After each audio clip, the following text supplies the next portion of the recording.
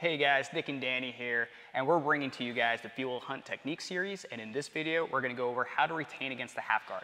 So there's lots of offensive options, of course, but in this video, we're just concerned with extracting our leg and putting them back in a danger zone. So first thing we need to make sure is that we're playing with frames just like every other position.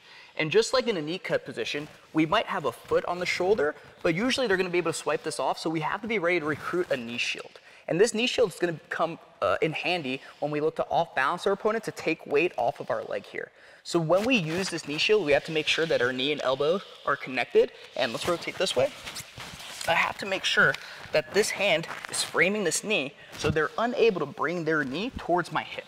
This is what we're trying to avoid, allowing the person to wedge that knee into the pass box so they can start looking to smash us and pass our guard. So the whole time we're in this half guard position, I'm looking to retract my elbow, place my hand on this knee, and chest escape away. And the way I'm doing this is I'm activating this hook in the half guard so that I can perform a shrimping motion, creating space. Sorry.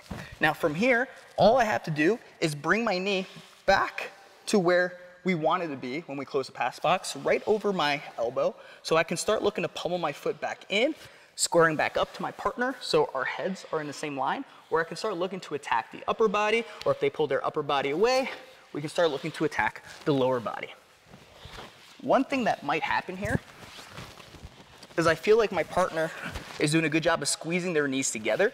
So whenever the person on top has their knees in this narrow formation, they don't have a great deal of base. They're not able to keep their balance in a lateral motion the same way they would if their base was wide. So we're gonna take advantage of this. So whenever they're keeping their knees pinched, all I have to do is block the elbow, club the head, and I'm gonna look to extend my knee shield like a side kick like this, where I'm using my shin to move their torso in this direction. And when I do this, notice how this is gonna reopen a space for us to pull our knee out. So I'm here in my half guard knee shield position. I feel like they're keeping their base narrow. All I'm gonna do is I'm gonna switch to the head and the elbow. I'm gonna go for this scissor sweep motion here, where I'm activating this shin on the torso. And as soon as we get that off balance, I'm going back to my frames. I'm going back to pulling my knee over my elbow, pummeling my feet back in so I can square up and start looking to attack. So guys, this is the last technique of this guard retention series. So please go back and go through all the information we went through and make sure that you have all of these passes accounted for. We want to make sure that we feel comfortable in all these passing positions so we feel safe from our guard retention. Remember, without guard retention, our guard is not safe enough and not strong enough to withstand these passing positions.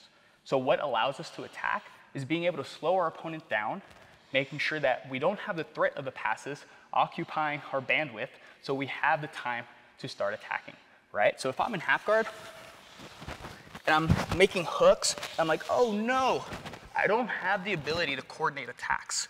But if I trust my frames and I can relax and I can think about the next step nice and clearly, now we can start facilitating pathways to victory.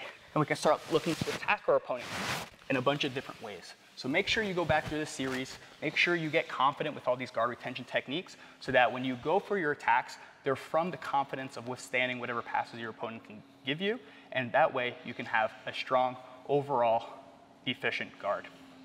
Comment down below if you like this series, and let us know, drop some suggestions, what other passing positions you want us to cover in future series.